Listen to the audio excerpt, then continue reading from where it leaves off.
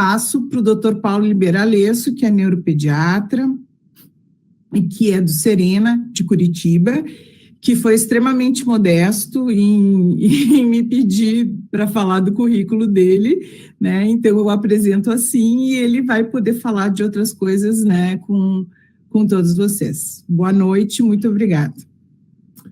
Helga, obrigado por me apresentar. Kenny, obrigado pelo convite. Dani, obrigado por nos ensinar.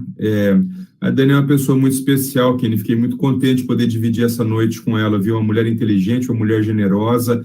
Quantas vezes já me ajudou no mundaréu de coisa, então eu me sinto realmente honrado de poder dar essa aula depois dela. Linda, deixa eu só entender o seguinte, nós estamos bastante adiantados no tempo, não estamos? Estamos sim adiantados. Eu já fico sabendo que eu vou falar mais do que 1 hora, tá?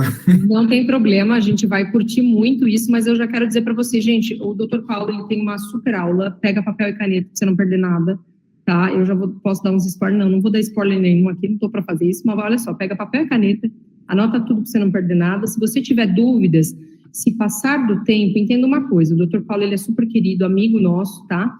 E uma dúvida, outra pontual, a gente vai conseguir responder. Vamos ver se a gente consegue aqui responder no tempo. Se a gente não conseguir, com certeza você não vai ficar sem sua resposta. A gente vai atrás com o tempo, ajustando na agenda dele, a gente vai conseguir te dar esse retorno dessa sua dúvida. Então, coloca as suas dúvidas no YouTube e no Facebook. A gente está acompanhando as duas plataformas agora. Eu estou com uma equipe no YouTube e outra no Facebook. Todas as dúvidas, ao longo da fala dele, você pode ir colocando, a gente já está anotando. E agora, doutor Paulo, é contigo. Estou com meu papel e caneta aqui para anotar tudo. Pronto, eu posso depois gravar as respostas em vídeo e mandar para vocês. Ai, perfeito. Kenny, o meu slide está projetado inteiro? Está projetado inteiro, está tudo tranquilo na tela, pode ir. Então, vamos lá. Pessoal, essa aula, como a Kenny me falou, ela é uma aula que eu montei para um congresso no Rio de Janeiro, ela é uma aula longa, eu vou tentar reduzir um pouco para que a gente possa realmente entender alguns aspectos interessantes, né? Eu quero sair um pouco do lugar comum, eu não vou vir aqui falar sobre critérios diagnósticos de autismo, porque, na verdade, isso é só você pegar lá e ler, isso é muito simples. A minha ideia aqui é entrar um pouco mais para que a gente possa entender realmente como esses critérios funcionam no nosso cérebro, né? Então, eu quero começar a falar sobre fala, porque como o nosso foco na nossa clínica e o meu centro de estudo, na verdade, ele é muito focado em bebês autistas, a imensa maioria das mães que vão procurar atendimento porque a criança tem atraso na fala, né? Então, vamos entender um pouco como essa questão da fala funciona. Eu quero começar dando alguns termos para vocês, para que a gente possa falar na mesma língua. Vamos começar fazendo uma diferenciação entre fala e comunicação. Fala é a produção de sons pelos órgãos fonoarticulatórios. Então, fala é isso que eu estou fazendo aqui. É os nossos órgãos fonoarticulatórios produzirem sons, e esses sons eles estão dentro de um contexto comunicativo, de um contexto linguístico, né? Comunicação é outra coisa. Comunicação é quando 2 ou mais pessoas são capazes de trocar informações entre elas. Por quê? Porque elas dominam o mesmo sistema simbólico. Então, a fala pode ser um instrumento utilizado na comunicação, mas a comunicação pode ser por gestos, pode ser por língua brasileira de sinais, comunicação pode ser por sinal de fumaça. Então, se tiver um sujeito numa montanha e outro sujeito numa outra montanha, e os dois entenderem do mesmo sistema simbólico, que é o sinal de fumaça, eles vão se comunicar. Então, primeiro, dividir fala e comunicação. Por que isso é importante? Porque uma parte pequena, na verdade, mas uma parte dos autistas bebês não aprenderão a falar. E aí, então, a gente tem que pensar muito na questão de gerar comunicação fora do contexto de fala. Diferenciar também, gente, fala expressiva de fala receptiva, né? Fala expressiva é o que eu estou fazendo, estou falando. Fala receptiva é o que vocês estão fazendo, é entender o que a gente fala. Por que isso é importante? Vocês vão ouvir muitos médicos dizendo assim, a fala está relacionada à inteligência. Isso não é totalmente verdadeiro, né? Qual é o pedaço da fala que está relacionado à inteligência? A fala receptiva, ou seja, pessoas mais inteligentes têm uma maior capacidade de entender o que o outro fala. Pessoas menos inteligentes têm uma capacidade menor de entender o que o outro fala. Agora, a capacidade de falar, a fala expressiva, não tem parâmetro nenhum com a inteligência. Uma outra coisa que eu acho muito importante também a gente falar sobre fala é a diferenciação entre fala elementar e fala complexa. Isso, quem tiver filho autista aqui, vai imediatamente cair a ficha e vai entender o que eu estou falando. Fala elementar é uma fala que ela está muito relacionada à sua memória. Ou seja, você chega para uma pessoa e fala assim, qual o seu nome? Fala, meu nome é Paulo. Quantos você tem? 47 anos. Qual o nome do teu filho? Luiz Eduardo. Ou seja, o que essa pessoa está fazendo? Ela ouve, interpreta, a memória dela busca uma informação e ela fala aquilo para ti. O que é a fala complexa? A fala complexa é um tipo de fala, pessoal, que está relacionado a uma série de outros comportamentos que vão muito além da memória. Por exemplo, quando você faz uma pergunta aberta para uma pessoa, eu vou dar um exemplo que eu acho que ele fica muito simples. Você chega para uma mulher que você conhece muito pouco, mas é uma amiga sua, e você diz assim, linda, me conte o que você fez ontem à noite. Perceba, quando você diz, me conte o que você fez ontem à noite, a primeira coisa que essa mulher vai ter que fazer é lembrar tudo que ela fez ontem à noite. Claro, ela tem que ter memória. Mas logo depois que ela lembrou, o cérebro dela começa a desencadear vários fenômenos para compor o que ela vai falar. Então, primeiro fenômeno, o cérebro dela vai ter que colocar aquilo em ordem cronológica, porque eu não estava com ela. Se ela começar a contar da hora que ela foi dormir, eu não vou entender nada do que ela está falando. Então, o cérebro dela coloca aquilo em ordem cronológica. Logo na sequência, o cérebro dela começa a separar aquilo que é importante daquilo que não é importante. Porque se ela resolver me contar absolutamente tudo o que ela fez ontem à noite, ela vai ficar 12, 15, 18 horas me contando. Então, o cérebro, ele já começa a separar aquilo que é importante daquilo que não é importante. Depois, entra um outro fenômeno, que é um fenômeno que está muito relacionado a questões éticas, morais, culturais, e aquela mulher, o cérebro dela, começa a separar o que ela pode me contar do que ela não pode me contar. Por exemplo, ela tomou banho ontem à noite, mas como ela é só minha amiga, nós não temos uma intimidade suficiente para que ela me conte o banho dela. Então, o banho, ela vai pular. Depois que o cérebro realizou todos esses processos, ela abre a boca e começa uma narrativa. Então, fala complexa, gente, é narrativa. É você ser capaz de contar uma história para alguém. Você começa a perceber que bebês autistas, eles vão aprendendo a falar, coisa e tal, mas às vezes eles chegam com 4, 5 anos de idade, eles são capazes de responder bem perguntas, eles são capazes de fazer pedidos, mas eles não são capazes de contar uma história. Então, você pergunta assim, você pega o moleque de 5 anos na escola e fala, filho, conta para mãe o que foi na escola hoje, como que foi na escola? Ele fala assim, foi bom. Aí você fala, não, a mãe quer saber mais, o que aconteceu na escola? Daí ele pega alguma coisa muito importante que aconteceu ali e diz assim, hoje comeu bolo de chocolate. Daí você fala, mas que mais aconteceu? Na educação física brincou de queimada. Ou seja, quando você faz uma pergunta ampla, aquela criança não é capaz de criar narrativa. Por quê? Porque não desenvolveu fala complexa. Mas quando você vai fatiando a pergunta em coisas muito objetivas, como ele já desenvolveu a fala elementar, ele é capaz. É por isso que muitas famílias que têm crianças autistas chegam em determinado momento e perguntam assim, mas, doutor Paulo, por que ele não responde se ele já sabe falar? Ele não responde porque ele sabe falar a fala elementar, mas ele não desenvolveu a fala complexa. Uma outra coisa importante quando você vai avaliar a fala em crianças com autismo também, aliás, em criança, qualquer tipo de criança, é você dividir os aspectos quantitativos dos aspectos qualitativos da fala. O que são os aspectos quantitativos? Número de vocábulos, é o quanto aquela criança aprendeu a falar. E aí, pessoal, isso é uma coisa que eu bato sempre com os meus colegas pediatras, né? O pediatra tem que saber alguns números de cor sobre fala. É o básico. Então, vamos lá, uma criança de 12 meses, de 1 ano, fala de sílabos com sentido. Então, é aquela criança que começa a falar assim, mamá, mamá, mamá, para chamar a mãe, papá, para chamar o pai ou para comida. Então, 12 meses de sílabos com sentido. Com 18 meses, uma criança tem que falar em torno de 20 palavras. Com 2 anos, com 24 meses, de 180 a 200 palavras. Com 2 anos e meio, de 380 a 500 palavras. Porque com 3 anos, essa criança deve falar 1000 palavras e já montar frases comunicativas. Eu costumo dizer que uma criança entre 3 e 4 anos começa a falar de uma forma muito semelhante a um adulto. Então, em qualquer momento que o seu filho, em qualquer momento que o seu paciente não esteja cumprindo esse número de palavras, é a hora de encaminhar para uma avaliação.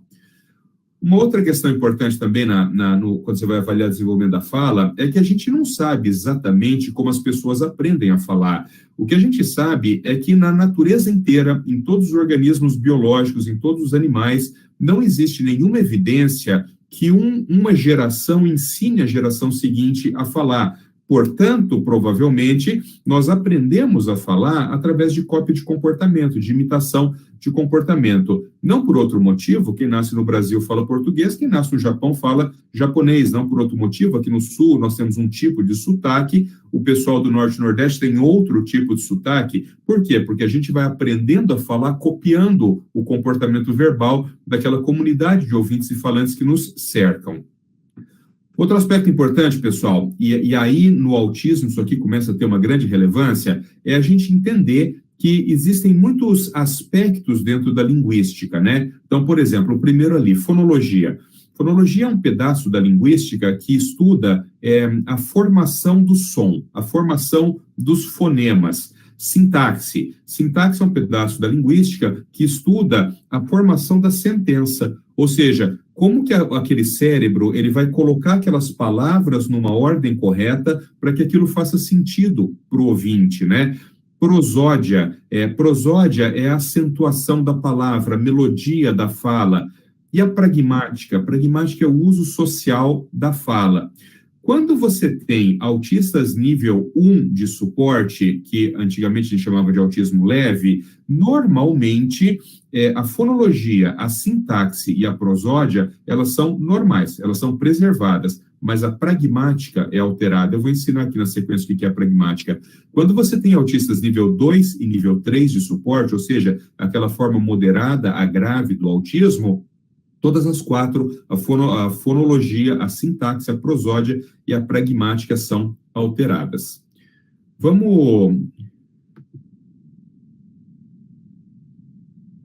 Vamos falar um pouco aqui, pessoal, sobre pragmática, porque pragmática, quando a gente pensa em autismo nível 1, é muito importante que a gente avalie a pragmática, né? Então, o que é pragmática? A pragmática é aquela pessoa que ela já sabe falar, ela fala perfeitamente, mas ela tem dificuldade de usar essa fala no contexto social. Então, são pessoas, por exemplo, as pessoas que têm dificuldade de pragmática, são pessoas, por exemplo, que têm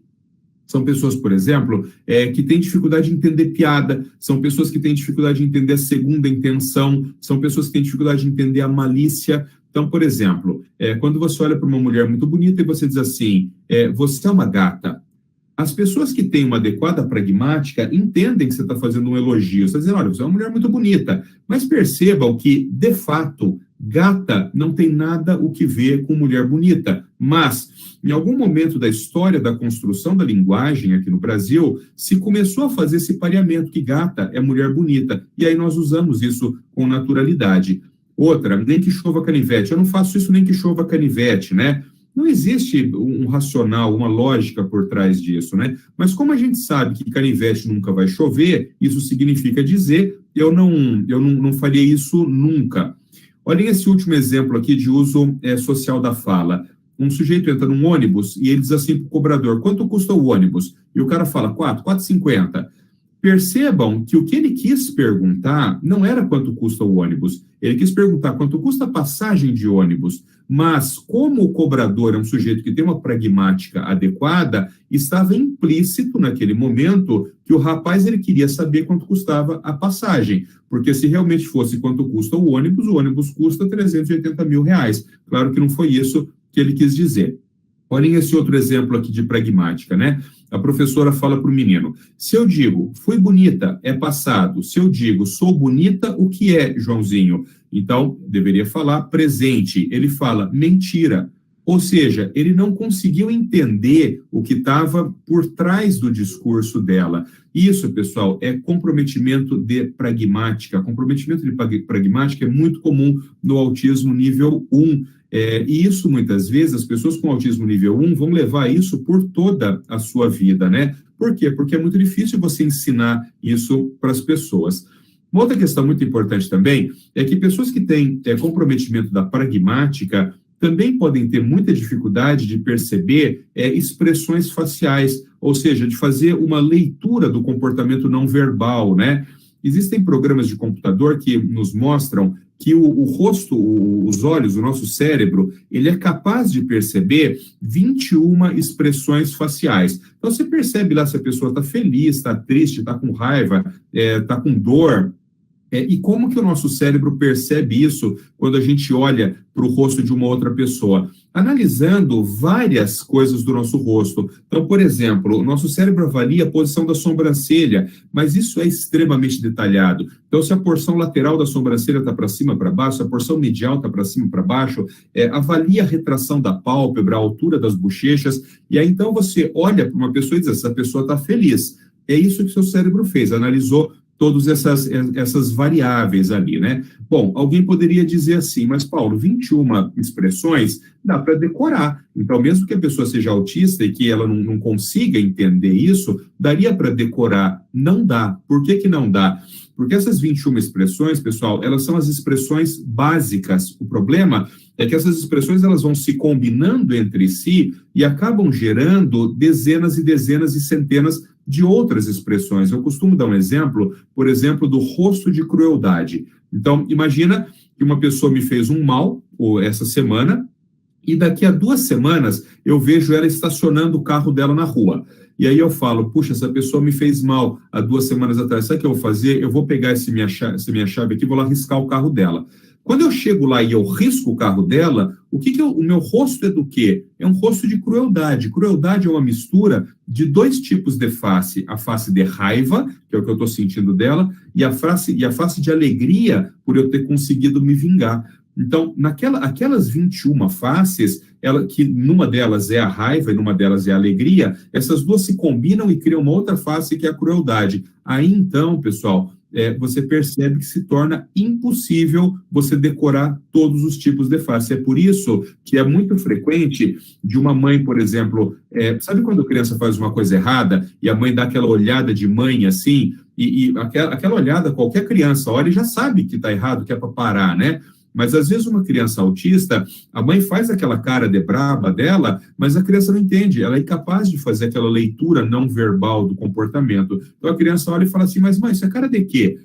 Pode fazer ou não pode fazer? Você está brava? Ou então, às vezes, a mãe está chorando e a criança autista está pulando em cima dela, brincando, como se nada tivesse acontecendo, né? Por quê? Porque ela é incapaz de fazer essa leitura do comportamento. Por isso, pessoal, é muito importante, isso os nossos colegas da psicologia trabalham muito fazendo isso, né? Que quando uma criança autista está tendo um sentimento, que você conte a ela o que é aquele sentimento. Por exemplo, ela está muito triste porque quebrou um brinquedo dela. E ela está chorando, ela está se desorganizando. Aquele é um bom momento para você sentar e falar assim, filho, isso que você está sentindo é tristeza. Ou isso que você está sentindo é raiva. Por quê?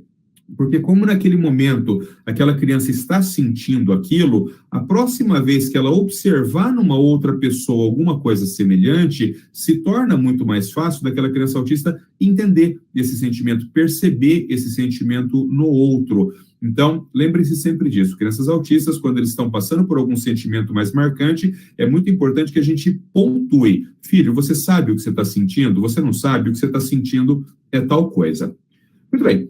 Feita essa introdução sobre a fala, vamos entender então, pessoal, um pouco sobre a neurobiologia da fala. Vamos entender como que a fala ela funciona no nosso cérebro.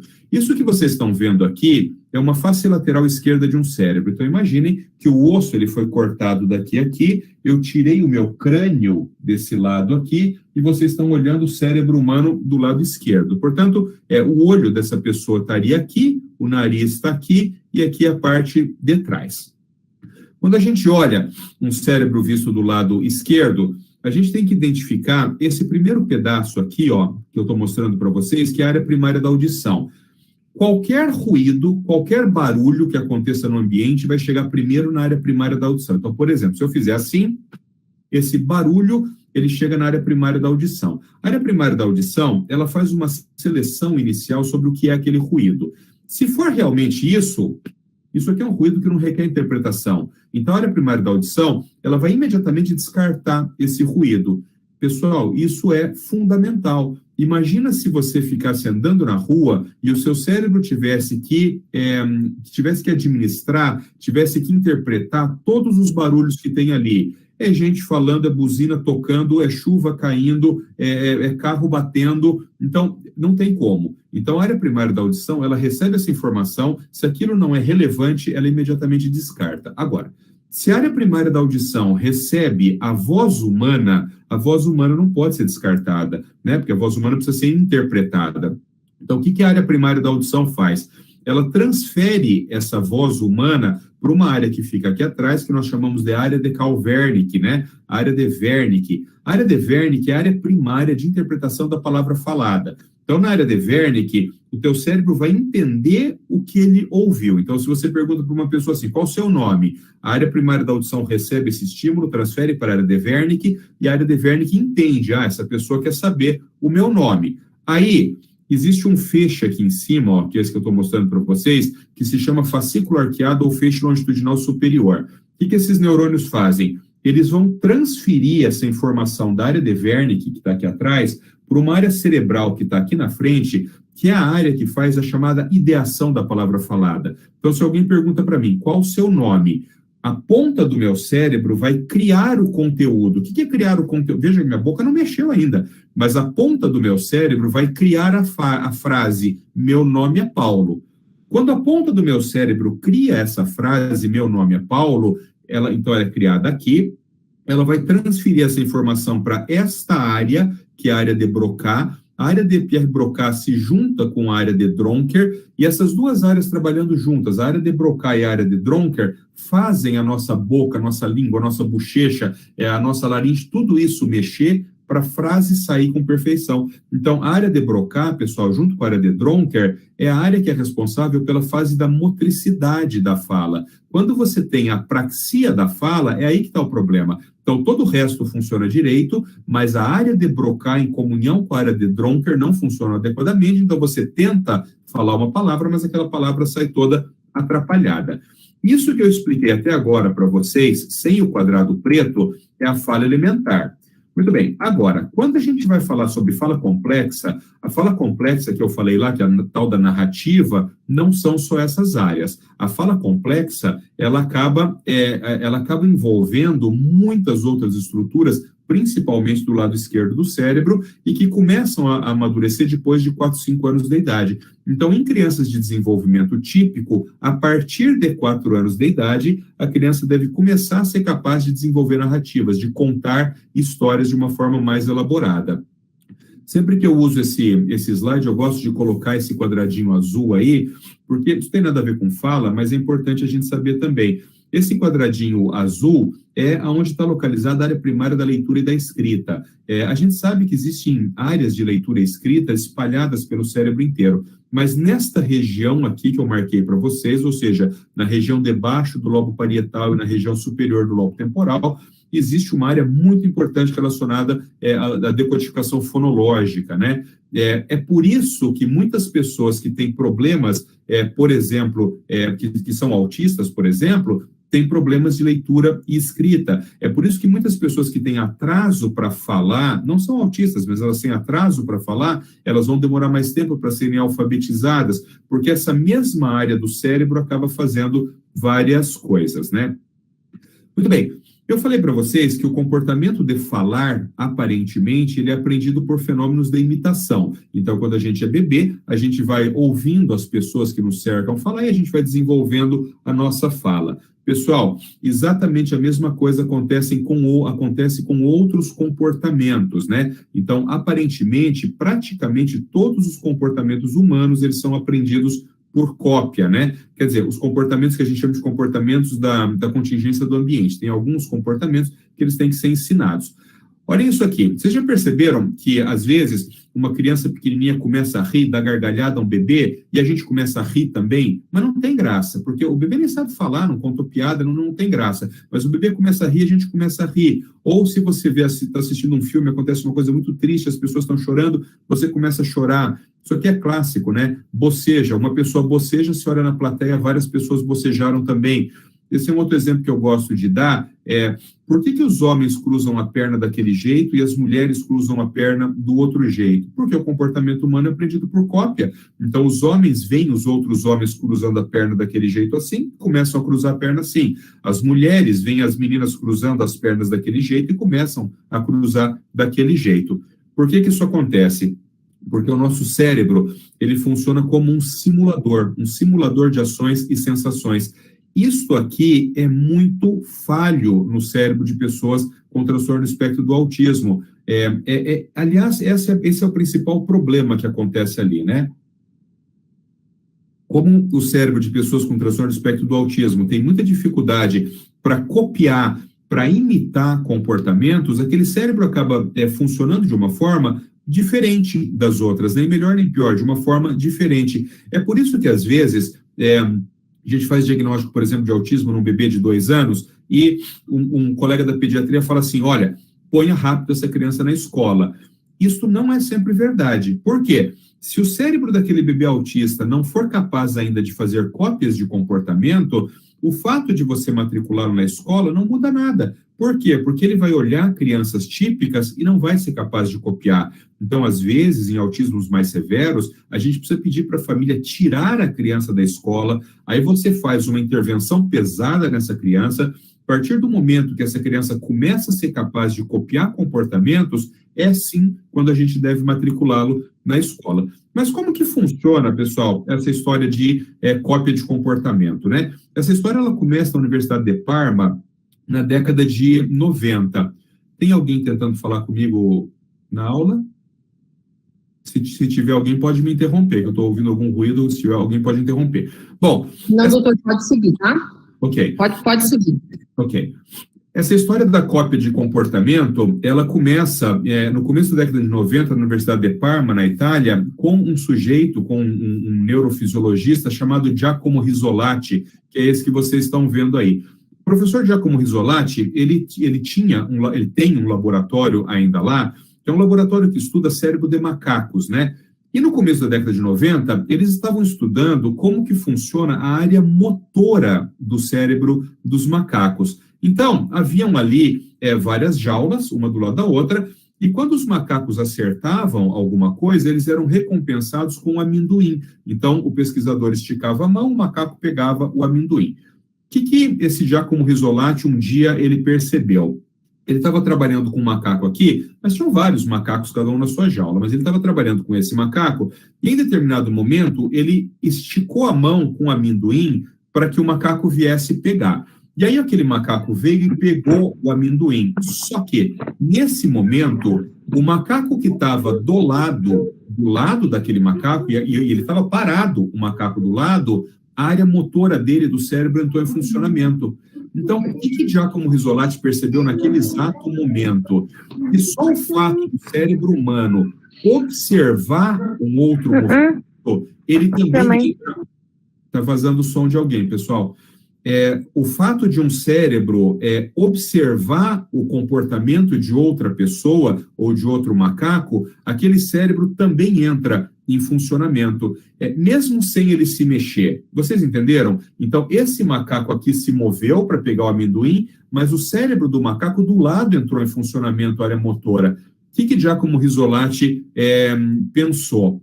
Puxa, devem haver alguns neurônios no cérebro daquele macaco que eu vou chamar de neurônios em espelho. Por que neurônios em espelho? Porque esses neurônios, eles espelham a ação que está acontecendo num outro cérebro. E aí, então, se começou a estudar essa história dos neurônios em espelho, né? E esses neurônios começaram a ser localizados no cérebro, nessas localizações que eu estou mostrando para vocês aqui em azul.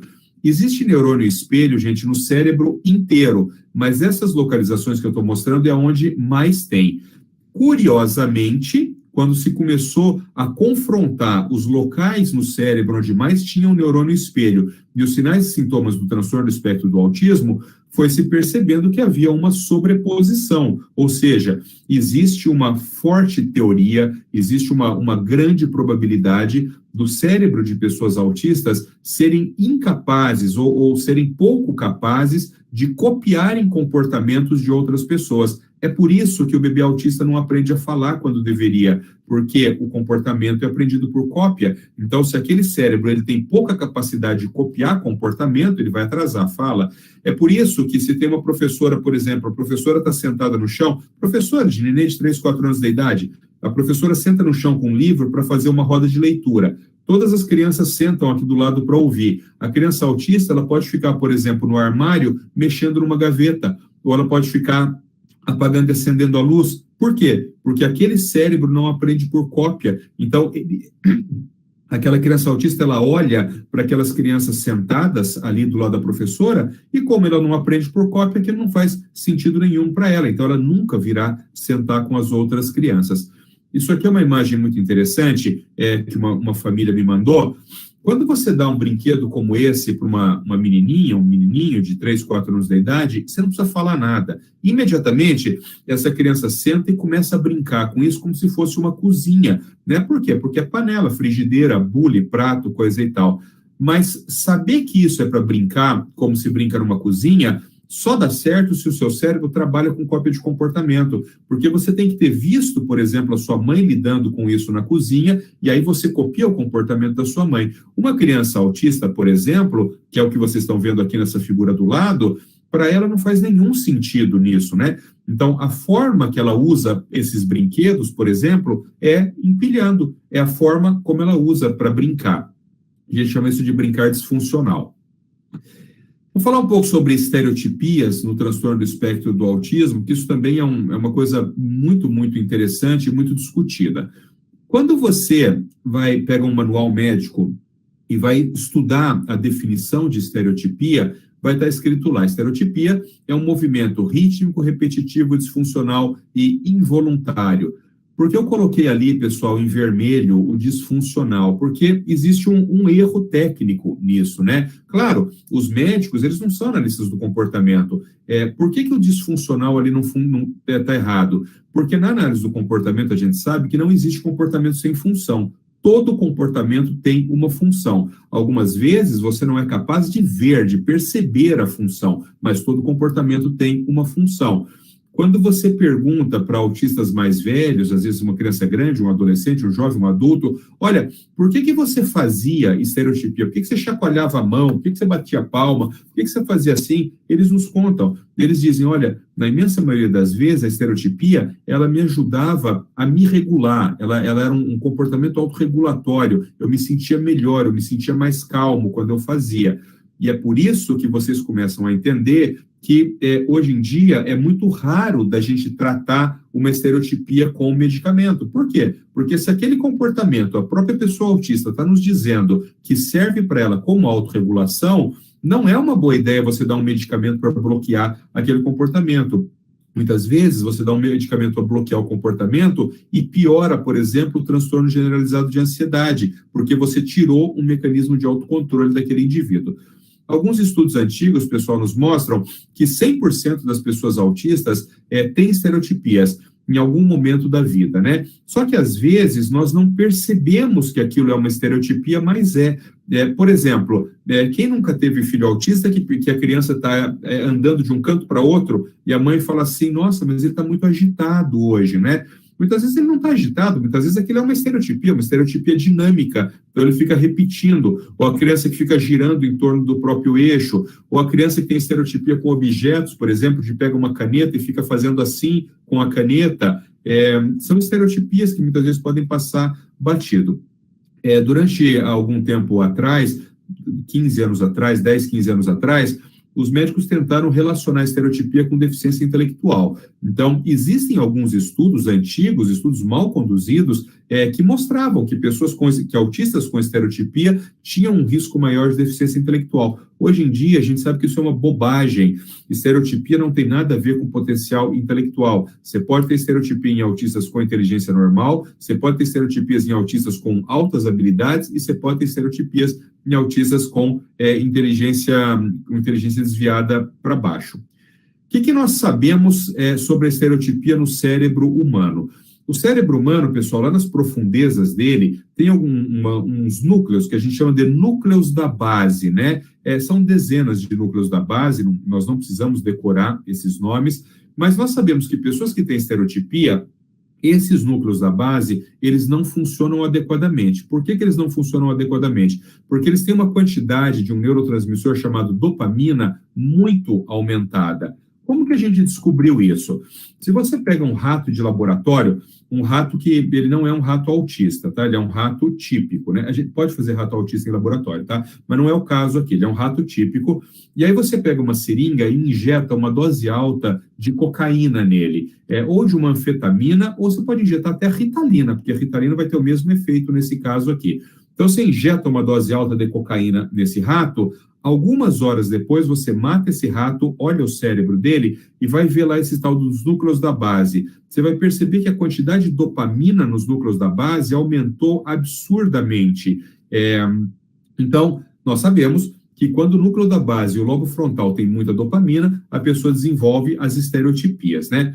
Agora, vamos fazer o contrário. A gente injeta lá a anfetamina ou a cocaína no rato e o rato desenvolve as estereotipias. Algum tempo depois, 2, 3, 4 horas depois, a gente injeta uma substância nesse rato, que é uma substância antidopaminérgica, ou seja, que diminui a dopamina no seu cérebro. Por exemplo, risperidona. Esse é o efeito da risperidona, um deles, né? Quando diminui a dopamina no cérebro do rato, nos núcleos da base, o rato imediatamente vai parando de ter estereotipia. Aí você vai perguntar, mas Paulo, então por que não dá remédio para todos os autistas não terem estereotipia? Por aquele primeiro motivo que eu falei, que a estereotipia é um mecanismo autorregulatório para o autista. Então, você só vai tratar a estereotipia em pessoas com autismo em situações muito específicas. Por exemplo, às vezes a estereotipia ela é tão frequente que ela provoca lesão. Por exemplo, você imagina que uma criança fique o dia inteiro fazendo isso aqui com a mãozinha. Daqui a uma semana ela está com lesão de esforço repetitivo no punho.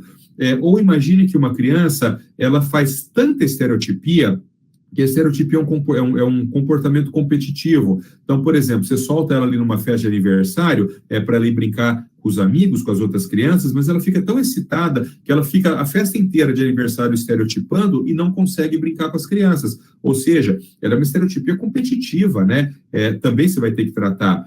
Tem um terceiro caso de estereotipia que você tem que tratar, que são as chamadas estereotipias autolesivas. Tem algumas estereotipias que a pessoa se bate. Então, quando machuca o indivíduo, você vai ter que tratar. Então, se elas forem muito frequentes, que provoquem lesão de esforço repetitivo, vai tratar. Se elas forem muito frequentes, que elas provoquem comportamentos competitivos, vai tratar. Ou se elas forem estereotipias autolesivas. Então, nesses 3 casos, nós vamos utilizar medicamentos. Pessoal, não se esqueçam, eu gosto de colocar esse slide porque, como hoje em dia o autismo é um negócio muito falado, a pessoa viu estereotipia numa criança, ela fala, é autista. Não se esqueçam que no DSM-5 existe uma doença, um transtorno, que é chamado transtorno do movimento estereotipado. Então, o que é o transtorno do movimento estereotipado? É quando o indivíduo, a criança, ela tem muita estereotipia, mas é uma estereotipia, porque se ela tiver só um pouco, a gente chama de estereotipia fisiológica, não tem problema nenhum, até 3 anos é normal.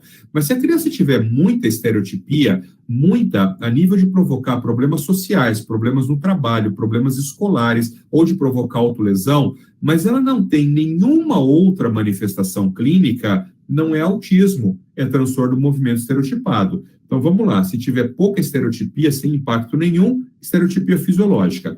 Se tiver bastante estereotipia, mas sem outros comemorativos, transtorno do movimento estereotipado. E se tiver estereotipia com outros sinais de transtorno do espectro do autismo, aí é transtorno do espectro do autismo. Uma coisa interessante, pessoal, é que estereotipia muito frequentemente se associa aos chamados comportamentos ritualísticos, né? Então, o que é um ritual? O ritual é quando a pessoa ela tem que realizar aquelas atividades de vida diária, né? Atividade de vida diária é tudo aquilo que a gente faz dentro de casa. Então, sozinho, por exemplo, tomar banho, escovar dente, pôr e tirar roupa, xixi, cocô no vaso, pentear cabelo, lavar o rosto, arrumar a mesa para almoçar.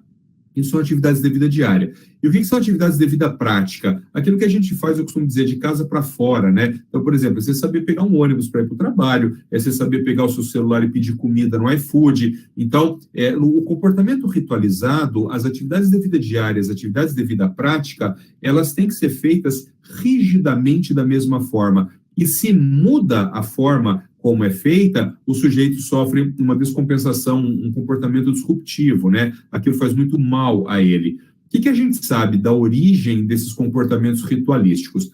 Se vocês colocarem a mão aqui atrás da cabeça e forem descendo aqui, vocês vão perceber que chega uma hora que o dedo de vocês cai num buraco, que é quando o osso acaba. Nesse buraco aqui, quando o dedo cai, existem duas estruturas ali importantes. Uma se chama cerebelo, nós não vamos falar hoje, e a outra se chama tronco encefálico, né? Tronco encefálico, pessoal, está no meio da nuca. Dentro do tronco encefálico passa um sistema, um circuito, que são neurônios muito grossos, que a gente chama de neurônios serotoninérgicos, né? Esses neurônios serotoninérgicos, eles sobem pelo tronco encefálico e vão se espalhar pelo cérebro inteiro. O que a gente sabe hoje? Quando esses neurônios serotoninérgicos do tronco encefálico, eles têm pouca serotonina, eles têm uma baixa atividade serotoninérgica, essas pessoas têm comportamentos ritualizados ou comportamentos obsessivos. O que a gente faz para tratar isso? Porque isso é muito punitivo para o indivíduo, né? Imagina você ter que todo dia fazer as coisas exatamente da mesma forma, é extremamente punitivo, toma muito tempo, cansa muito o indivíduo. Então, a gente utiliza medicamentos que aumentem a serotonina nesse circuito serotoninérgico. Por exemplo, o cloridrato de sertralina. A sertralina é um inibidor seletivo de recaptação da serotonina, aumenta a serotonina e diminui o comportamento ritualístico e os comportamentos obsessivos. Esse aqui é um exemplo que eu gosto de dar, né, de comportamentos ritualísticos, né? Então, crianças que não têm o brincar funcional, então, em vez de brincar com esses bonequinhos, brincando, interagindo e tal, ele tem esse comportamento ritualizado, de colocar os bonequinhos numa fileira. Percebam aqui, pessoal, que ainda tem um outro ritual que vai do menor para o maior e depois diminui de novo, né? Então, isso aqui é um clássico comportamento ritualizado. Outro aqui, isso aqui é uma menininha, a Letícia, que eu acompanho há muitos anos já, ela tem uma síndrome de Dravet, uma epilepsia mioclônica severa da infância, com autismo grave, e ela tem esse comportamento ritualizado também de enfileirar coisas. Aqui é um outro paciente meu, que ele tem o seguinte ritual, ele tem que colocar essas coisas aqui, isso aqui é o box, né, do banheiro, ele tem que colocar essas coisas enfileiradas, então ele coloca assim, tudo isso aqui nessa reta, e ele faz a mãe contar. Então a mãe fala assim, 1, 2, 3, 4, 5, 6, 7, 8. E aí ele faz com que a mãe conte isso 3 ou 4 vezes seguida. Quando a mãe termina de contar essas 3 ou 4 vezes, ele levanta e toma banho.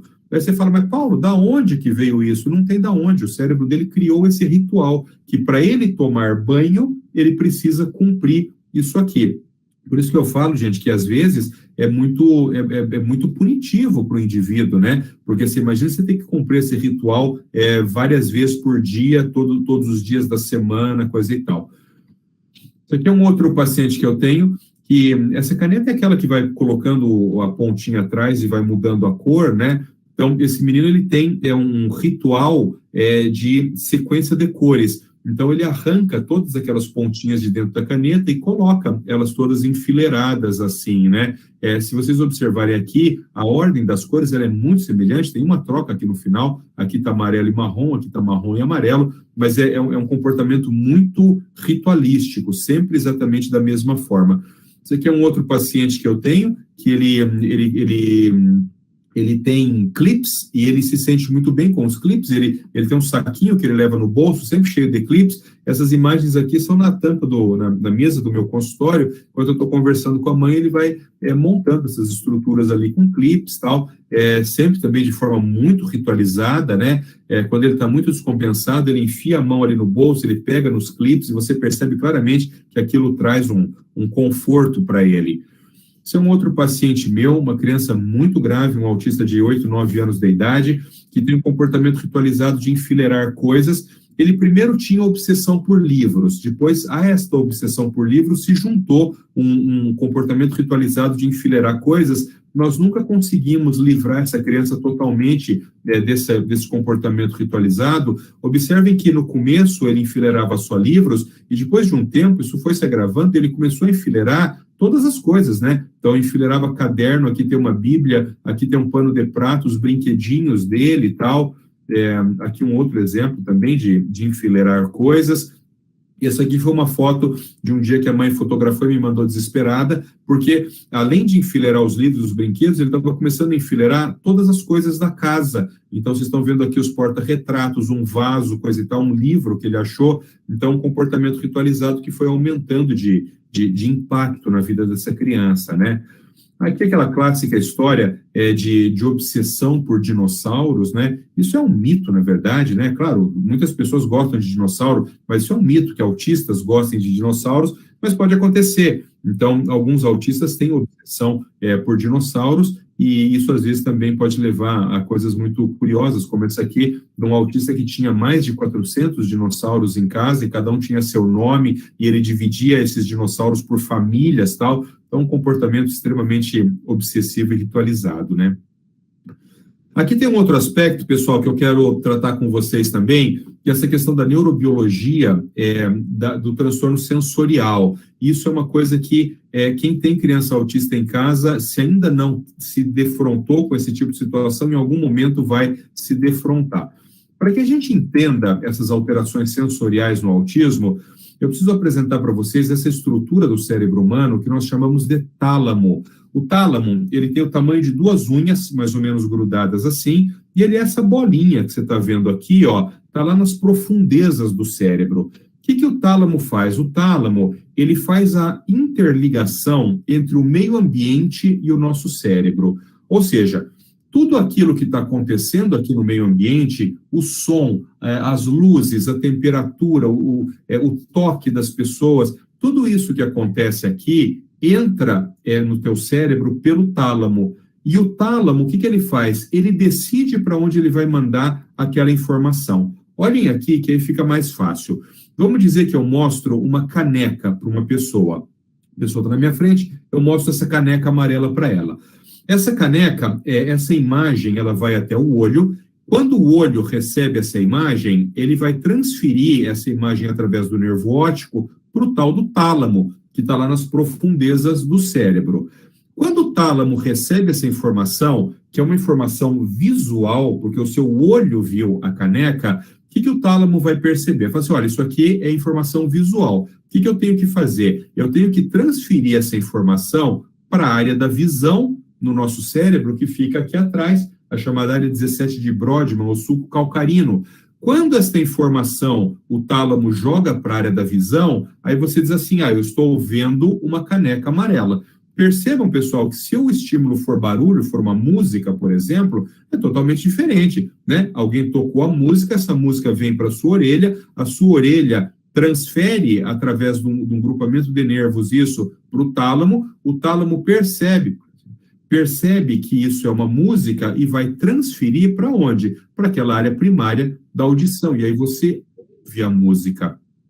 Percebam, pessoal, que se o tálamo erra, então imagina, por exemplo, o que você mostrou é uma caneca, mas quando essa informação chega aqui no tálamo, em vez do tálamo jogar essa informação para a área da visão, ele joga essa informação para a área da audição. A área da audição nunca vai conseguir interpretar isso, tá certo? Por quê? Porque aqueles neurônios estão preparados para interpretar som, não estão preparados para interpretar estímulo visual. E nós sabemos que isso acontece em muitas pessoas com autismo, e isso é uma das explicações, por exemplo, para os problemas de alimentação que pessoas autistas têm, né? Se você pensar na alimentação, a alimentação é o fenômeno, é a experiência mais multissensorial de todas. Ela envolve a visão, quando você vê a comida, envolve o cheiro, ela envolve o tato, né? Quer dizer, a tua língua, quando você está mordendo um pedaço de carne, você quer consistência de carne. Ela envolve o gosto, o paladar, ela envolve até a audição. Eu sempre costumo dizer, se eu mordo uma batata frita crocante, eu quero ouvir barulho de batata frita quebrando. Então, a alimentação é uma experiência que envolve praticamente todas as nossas sensações.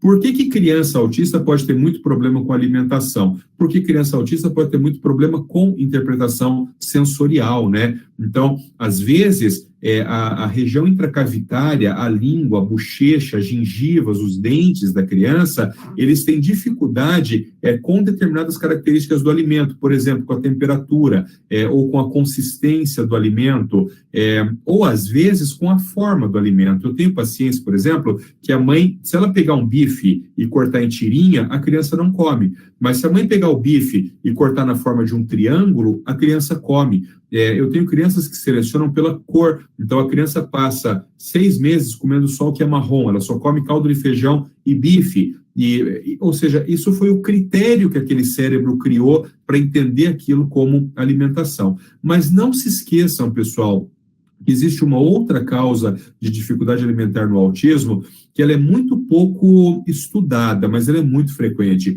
que são as alterações da motricidade.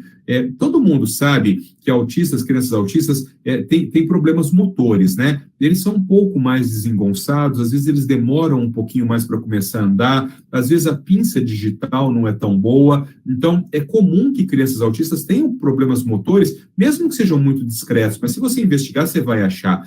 Esses problemas motores podem comprometer também a língua da criança. E quando isso acontece, a experiência da alimentação pode se tornar uma experiência muito ruim. Pensem hoje à noite, quando vocês forem comer um pedaço de bife, por exemplo, comam, mastiguem aquilo, observando a movimentação da língua. E vocês vão entender o quanto complexo é a movimentação da língua, né? Que a língua tem que empurrar a comida para dentro de dente, tem que sair do meio do dente, ela tem que decidir se naquele momento aquela carne vai para o dente da frente, que é o dente que corta, ou vai para o dente de trás, que é o dente que esmaga. Então, você imagine um cérebro que não consiga coordenar exatamente essa motricidade, o quanto desprazerosa fica a alimentação, o quanto desprazeroso fica esse momento da criança comer. Isso é importante, gente, porque às vezes você está fazendo 10 sessões de integração sensorial por dia e a criança continua sem comer. Por quê? Porque o problema dela não tem nada a ver com questão sensorial, o problema dela tem a ver, por exemplo, com motricidade orofacial, motricidade de língua, ou com questões de rigidez de comportamento. E aí você começa a entender também essa outra questão aqui, que é por que algumas crianças não gostam de serem tocadas e outras crianças autistas gostam demais de serem tocadas, de serem apertadas, né? Porque, às vezes, o cérebro daquela criança autista interpreta um toque, por exemplo, como eu faço um carinho na mão de uma criança, mas o cérebro dela interpreta aquilo como dor. Por quê? Por causa da tal da disfunção do tálamo. Então, o tálamo, ele processa, ele encaminha aquele estímulo para um lugar errado. Então, eu acho que eu estou fazendo carinho, mas o cérebro daquela criança interpreta como dor. Pode acontecer o oposto. Por exemplo, você dá um beliscão numa pessoa e aquela pessoa interpreta como carinho, como prazer. É o sadomasoquismo. O sadomasoquismo é assim, aquelas pessoas, elas se agridem, elas geram o que teoricamente seria dor, mas o cérebro delas interpreta como prazer. Então, é muito importante que você entenda o funcionamento da sua criança autista para que você não caia nesse tipo de equívoco, né? Quem tem filho autista já viu isso aqui, né? A criança cai, se rala, está sangrando e continua correndo. E a mãe diz assim, olha, eu acho que esse menino não sente dor, porque está sempre machucado e continua correndo. Então, realmente é fato, não sente mesmo, porque o cérebro dele interpreta aquilo de uma forma diferente. E aí você começa a ver também porque tem crianças que se autoflagelam e a gente olha e fala, porra, não é possível, olha, tá machucando o dedo, tá sangrando, e a criança continua mordendo, porque o cérebro dela interpreta aquilo de uma forma diferente, né? Eu tenho crianças também com tricotilomania, né? Que é isso de arrancar o cabelo, que é uma coisa bastante dolorosa, e para o cérebro daquela criança é prazer. Então ela vai arrancando. Algumas arrancam e comem o cabelo também, a gente chama de tricotilofagia também, né? Algumas crianças arrancam a sobrancelha, arrancam os cílios. Para a gente que está olhando de fora, é quase desesperador, mas para o cérebro daquela criança ela interpreta como prazer. Às vezes, você chega a fenômenos de automutilação, como esse mesmo. A gente olhando, parece que isso está doendo muito, mas para aquela pessoa, ela está sentindo uma boa sensação. E aí, pessoal, quando a gente está falando sobre essas questões sensoriais, a gente também não pode esquecer de falar das questões sensoriais da audição, né? Existem muitas alterações sensoriais relacionadas à audição, mas eu queria que vocês aprendessem essas duas hoje, né? Primeira, hipersensibilidade auditiva. O que é hipersensibilidade auditiva? Vocês sabem que todo som, ele tem um volume, uma intensidade, né? Essa intensidade do som é medida em decibéis. Duas pessoas que estejam falando, conversando aqui, elas estão conversando mais ou menos a 50 decibéis. Se as pessoas estiverem gritando, elas chegam a 80 decibéis. Se algum som passa de 120 decibéis, a gente começa a sentir dor física mesmo, né? Então, isso aqui, ó, fala 50 decibéis, grito 80 decibéis, dor em 120 decibéis. Isso acontece no cérebro de uma pessoa típica. O que pode acontecer no cérebro de um autista? Quando aquele som chega a 60, 70, 80 decibéis, aquela pessoa já tem que colocar as duas mãos em posição de defesa. Por quê? Porque ela começa a sentir dor. Então, isso a gente chama de hipersensibilidade. Aquele cérebro, ele é hipersensível ao barulho, né? Chegou a 60, 70 decibéis, a pessoa já faz reação de proteção. Isso é hipersensibilidade. E o que é a fonofobia? A fonofobia não tem nada a ver com a intensidade do som, tem a ver com a frequência do som. Vocês sabem que o ouvido humano, a gente ouve tudo o que estiver entre 20 e 20 mil hertz. Cachorro, gato, golfinho, elefante, lobo, é diferente. Ele abaixo de 20 hertz, a gente chama de infrassom, tem alguns animais que ouvem, e acima de 20 mil hertz, a gente chama de ultrassom, e tem alguns animais que ouvem, mas os seres humanos ouvem entre 20 e 20 mil hertz. O que é a fonofobia? A fonofobia é quando o teu cérebro ele é sensível a determinada frequência. Então, por exemplo, chegou lá a 7 mil hertz, você tem uma experiência ruim, uma experiência dolorosa. Então, isso nós chamamos de fonofobia. Percebam, então, que é por isso que, às vezes, você tem uma criança, por exemplo, numa sala de aula, e essa criança tem ruídos muito altos ali dentro, uma criança autista, né? Tem ruídos muito altos acontecendo ali, e a criança continua ótima, sem dificuldade absolutamente nenhuma. Mas, em determinado momento, uma outra criança do outro lado da sala fala alguma coisa e essa criança entra num surto. Ela joga a cadeira, ela se bate, ela cai, ela sai correndo da sala. O que é isso? Fonofobia. A voz daquela criança atingiu uma determinada frequência que provoca, por exemplo, dor auricular. Isso é muito importante porque, em alguns casos, é preciso utilizar abafador durante a aula, né? Outra coisa importante, pessoal, que eu também sempre gosto de falar quando eu falo sobre a audição, que a gente pensa sempre na audição no sentido de ouvir coisas, né? Só que a audição, ela é, sobretudo, um fenômeno comportamental, né? Então, eu gosto desse exemplo com um telefone. Quando um telefone toca, imagina que a criança, ela não processa adequadamente o som desse telefone. Ela vai ter vários problemas, além da questão de não ouvir direito o barulho, né? Primeiro problema que ela vai ter dificuldade para entender qual que é a função de um telefone. Porque, para você entender a função do telefone, você tem que entender que aquele telefone, ele te chama, né? Quer dizer, alguém usa aquela ferramenta para te chamar. Se você não processa o telefone tocando, você não entende para que serve aquele objeto. Segundo, se você não entende para que serve aquele objeto, o teu cérebro deixa de ser capaz de perceber a relação entre a voz humana e um rosto, uma face que você não está vendo, porque o telefone é assim, você ouve a voz humana e o teu cérebro reconstrói o rosto daquela pessoa. Se você não consegue entender o som do telefone, você também não consegue estabelecer essa relação entre a voz humana e a face não visível. Olhem um outro exemplo de como a audição é um fenômeno comportamental. Todo mundo que está assistindo aqui tem celular, tá certo? Você concorda comigo que uma coisa é o teu celular tocar às 2h e uma coisa totalmente diferente é o seu celular tocar às 3 da madrugada? Celular que toca às 2h você atende tranquilo, tá certo? Agora, celular que toca às 3 da manhã, não. Porque às 3 da manhã, ou alguém morreu, ou aconteceu alguma desgraça, ou alguém precisa de uma ajuda, mas a interpretação disso é diferente. E por que eu gosto de pensar nisso, pessoal?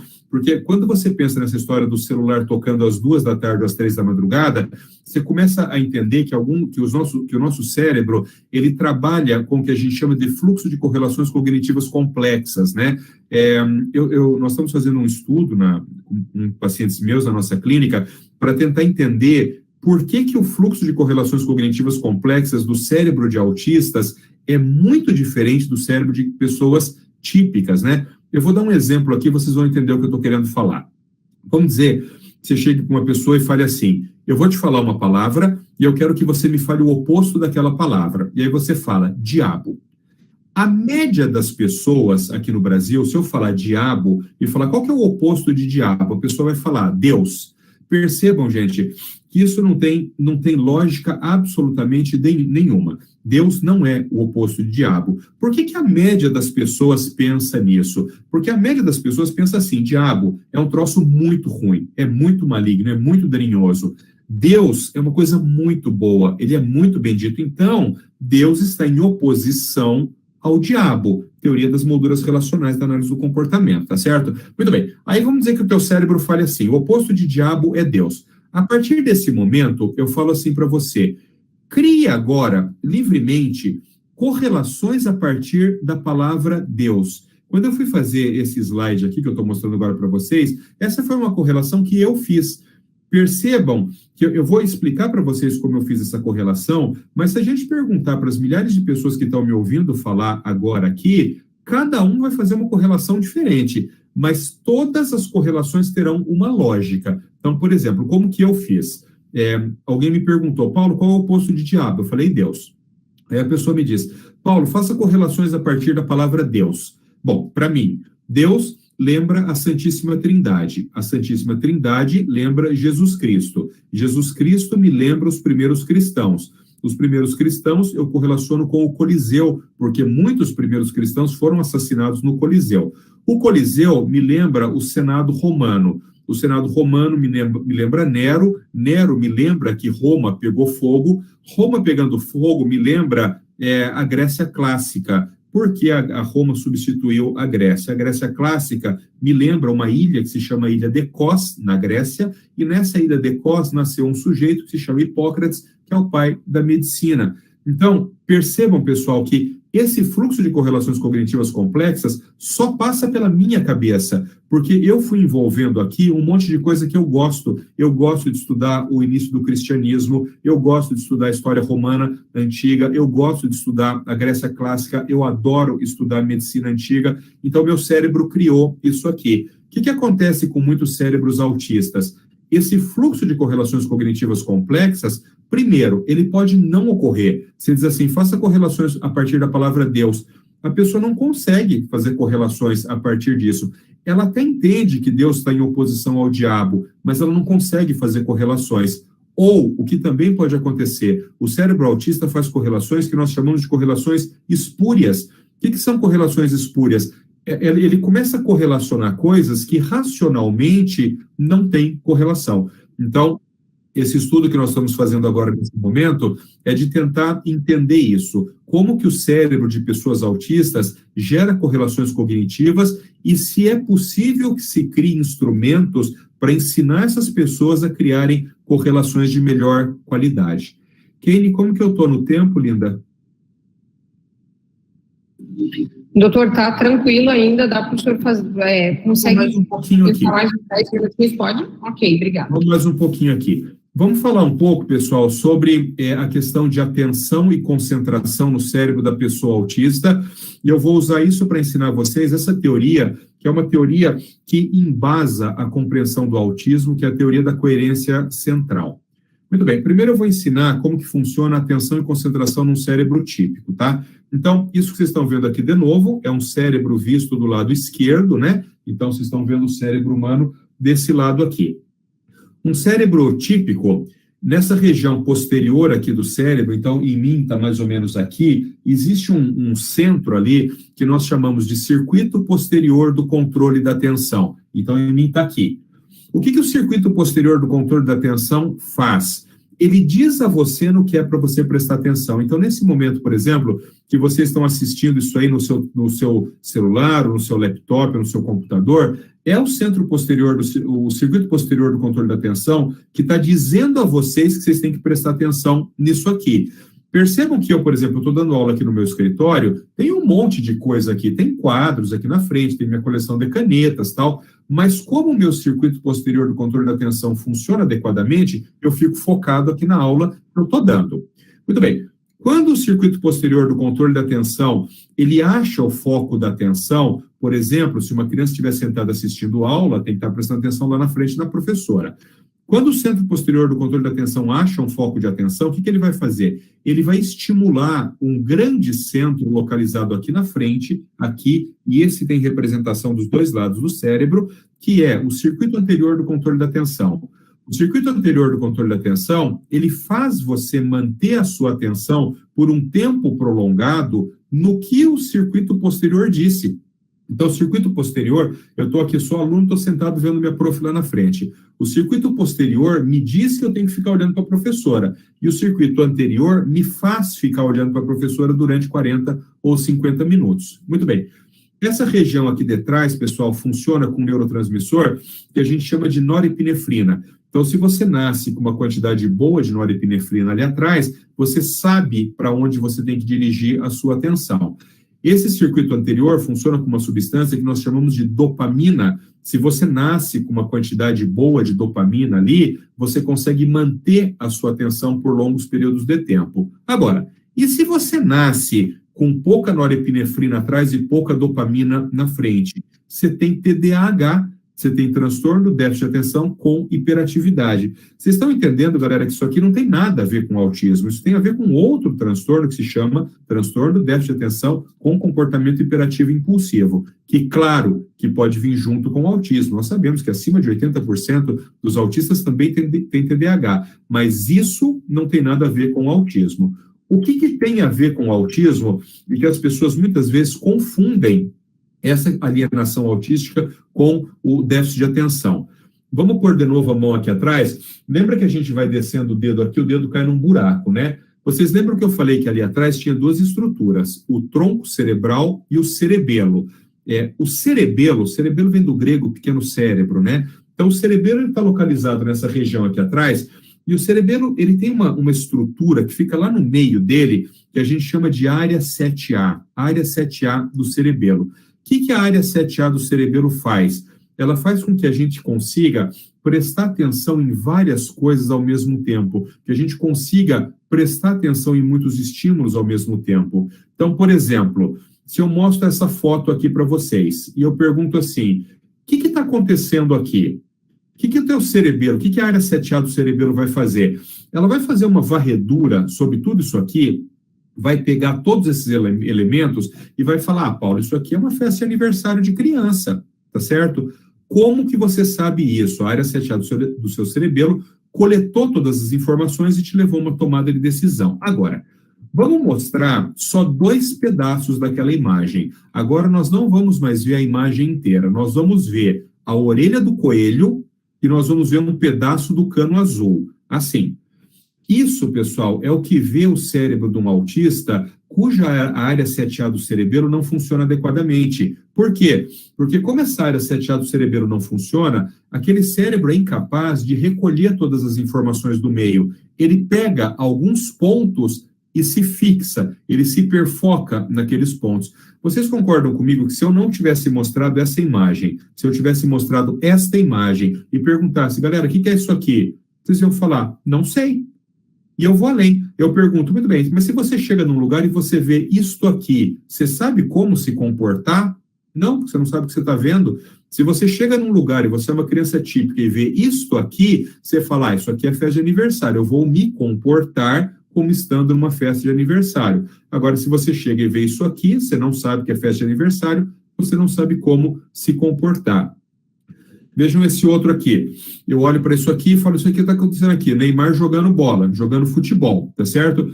Imediatamente eu já sei tudo. Eu já sei que é a seleção do Brasil, eu já sei como eu tenho que me comportar se eu estiver assistindo um jogo, eu já sei o que eu posso falar e o que eu não posso falar. Agora, e se você só conseguir dessa situação inteira ver isso aqui, que é a braçadeira de capitão do Neymar, você vai entender o que está acontecendo ali? Absolutamente. Então, gente, isso a gente chama de teoria da coerência central. Foi desenvolvida pela professora Uta Frith há 30 anos atrás, 35 anos atrás, né? Teoria da coerência central é isso, galera, é você olhar para uma situação, coletar todas as informações, entender o que está acontecendo ali e começar a se comportar segundo aquelas informações. Para acabar, pessoal, eu vou ensinar isso aqui para vocês, que é a base da análise do comportamento aplicada, né? É muito comum, quando a gente começa a fazer aba, pessoas mais leigas falam assim, esse negócio de aba eu não faço. Por que eu não faço? Porque isso aí é doutrinar a criança, isso aí é adestrar a criança. Muito bem, vamos entender como isso funciona para que vocês possam compreender isso. Todo comportamento, ele é composto por 3 pedaços. Na análise do comportamento, a gente chama de estímulo, ou antecedente, resposta e consequência. Então, por exemplo, vamos supor que eu estou aqui e tem uma outra pessoa ali do lado, meu vizinho. Eu estou aqui e o meu vizinho está ali do lado. Eu levanto, vou lá e dou um tapa na cara dele. Isso, que é o comportamento que você viu, nós chamamos de resposta. Presta atenção. Eu estou aqui, meu vizinho está ali. Eu levanto, vou ali e dou um tapa na cara dele. Isso é a resposta, é o comportamento que você viu acontecendo. O que é o estímulo? Estímulo é o antecedente. Você chega para mim e fala, Paulo, por que você bateu na cara daquele sujeito ali? Eu falo assim, porque ele me chutou. É que tu não viu, mas ele me chutou e eu bati nele. Então, ele me chutou é o antecedente, eu bati nele é a resposta. E qual é a consequência? Ele caiu no chão sangrando. E agora ele está ali no chão gritando. Então, o antecedente, ele me chutou. A resposta, eu fui lá e dei um tapa na cara dele. A consequência, ele caiu no chão e está chorando de dor. Muito bem. Se a gente entender que todo comportamento ele é formado por esses 3 pedaços, aí a gente pode entender o que é reforço e punição na análise do comportamento. O que a gente chama de reforço na análise do comportamento, pessoal? Reforço é uma consequência que aumenta a chance da resposta acontecer de novo. Punição é uma consequência que diminui a chance da resposta acontecer de novo. Olha como é fácil. Eu pego uma pessoa, ponho ela do outro lado da mesa e falo assim, bata a mão na mesa. Ela bate a mão na mesa, eu dou uma nota de R$100 para ela. Eu falo, bata a mão na mesa. Ela bate a mão na mesa, eu dou outra nota de R$100 para ela. Vocês concordam que ela vai ficar batendo a mão na mesa um mês? Por quê? Porque dinheiro é reforçador. Então, quando ela ganha essa nota de R$100, existe um pedacinho do cérebro que a gente chama de feixe prosencefálico medial. Quando ela ganha a nota de R$100, esse tal do feixe prosencefálico medial, ele começa a conduzir uma quantidade gigante de energia elétrica. E aí a pessoa se sente bem e ela se sente reforçada. Agora, imagina que eu ponho uma pessoa do lado de lá da mesa e eu falo, bata a mão na mesa. Ela bate a mão na mesa, eu dou um tapa na cara dela. Aí eu falo, bata a mão na mesa. Pô, ela já vai com medo, né? Mas ela bate um pouco a mão na mesa, eu dou outro tapa na cara dela. Vocês percebem que a hora que eu falar bata a mão na mesa pela 3ª vez, ela não bate mais? Por quê? Porque apanhar não é reforçador. Então ela para de bater a mão na mesa. Tem uma outra circunstância. Eu posso não reforçar nem punir. Então eu falo, bata a mão na mesa. Ela bate a mão na mesa, eu dou uma pedra para ela. Uma pedra suja que eu achei na rua. Pô, daí ela pega aquela pedra assim, tá... Eu falo, bata a mão na mesa. Ela bate a mão na mesa, eu dou outra pedra para ela. Vai chegar uma hora que ela está com 4, 5 pedras na mão, que eu falo, bata a mão na mesa. Ela fala, não vou mais bater, não gosto de pedra. Ou seja, pedra não é reforçador. Então, gente, se a consequência ela é reforçadora, ela aumenta a resposta. Se a consequência é punitiva, ela diminui a resposta. E se a consequência não é nem reforçadora nem punitiva, como ganhar pedra, ela diminui a resposta. Daí você vai dizer assim, Paulo, mas isso aí é adestrar a criança? Não, isso aí é o que acontece todos os dias na nossa vida. Quando você chega em casa e a sua esposa, por exemplo, fez a janta e você elogia ela, você fala assim, nossa, meu amor, que delícia essa janta, vamos jantar junto, vamos assistir um filme, coisa e tal. O que você está fazendo? Você está gerando uma consequência reforçadora. Quando você chegar amanhã de noite, tem janta de novo. Por quê? Porque o comportamento dela foi reforçado. Agora, tua mulher se esforça para fazer a janta. Você chega do trabalho, dá uma esculhambada nela. Fala, porra, janta, não dá para comer isso aqui não, troço ruim isso aqui, não vou nem jantar hoje. O que acontece? Você puniu o comportamento dela de fazer janta. No dia seguinte, não vai ter janta, porque o comportamento dela foi punido. Esse aqui é meu último slide, pessoal.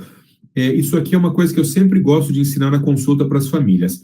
Ainda é muito comum que os pais falem assim, não, eu educo batendo. Eu educo batendo porque eu fui educado assim e eu acho que isso aí é a forma correta de educar. Muito bem. Vamos entender se bater numa criança muda ou não o seu comportamento. Vamos pegar essa imagem aqui. Eu pego o meu revólver aqui na cinta, ponho na cabeça de uma pessoa, de uma mulher, por exemplo, e enquanto eu tiver com o meu revólver na cabeça dela, ela vai fazer tudo o que eu quiser. Por quê? Porque ela está sob duas influências, a influência do medo e a presença do agente agressor, que sou eu. Então, enquanto eu estiver com o revólver na cabeça dela, ela está sob a presença do medo e presença do agente agressor. E aí, então, ela faz o que eu quero. Aí, depois eu pego o meu revólver, ponho aqui e dou 5 passos para lá. O que essa mulher vai fazer? Pegar o revólver e atirar em mim. Ou seja, o comportamento dela mudou verdadeiramente? Não. Ele só mudou transitoriamente naquelas duas contingências, enquanto havia o agente agressor e a presença do medo. Você tirou isso aqui, a pessoa volta a se comportar da forma anterior. Exatamente a mesma coisa acontece com criança. Então, a criança, ela não quer estudar, por exemplo. Você vai lá e bate nela. Naquele dia, enquanto ela estiver sobre a presença do medo e do agente agressor, ela estuda. No dia seguinte que você foi trabalhar, ela passa o dia inteiro brincando de iPad e assistindo televisão. Por quê? Porque você tirou o agente agressor. Por isso, pessoal, essa história de bater em criança, fora as convicções éticas, morais disso, né, que eu vou até deixar de lado, não adianta. Bater em criança, ameaçar criança, falar bravo, falar grosso com criança, pode mudar o comportamento naquele momento, mas não vai mudar de uma forma persistente. Pessoal, quero terminar a minha aula agradecendo a vocês. Eu sei que a gente está com um público enorme a quem me falou. Quero agradecer de novo pelo convite. Sempre é um prazer enorme. Acho que é a segunda ou terceira vez que eu participo desse congresso. Sempre é um prazer enorme. Eu estou deixando aqui essas redes sociais. Não tem nada de comercial nisso. São redes que a gente usa para veicular conteúdo técnico e científico. Então, essa primeira aqui, o @tea.serena, é da nossa clínica aqui, é uma página gigante sobre autismo. Essa aqui é minha página pessoal, paulo.liberalesso. Cuidado aqui, pessoal, porque tem uma página que chama Paulo_Liberalesso, não é essa, tá? É Paulo Liberalesso, tudo junto. Também veiculo muito conteúdo aqui, só que aqui eu veiculo algumas coisas mais pessoais minhas também. E no YouTube, eu montei agora, faz 2 ou 3 semanas, um canal que se chama, porque as pessoas pediram, né? No YouTube você consegue montar aulas mais longas, né? Por isso que eu montei lá, chama Paulo Liberalesso, Literatura e Neurociências, em que tem coisas sobre autismo, sobre síndrome de Down, mas também tem muito conteúdo sobre literatura clássica, que é uma paixão muito antiga minha. Vou terminar aqui o compartilhamento. Obrigado, me perdoem que eu acho que eu passei um pouquinho do meu horário.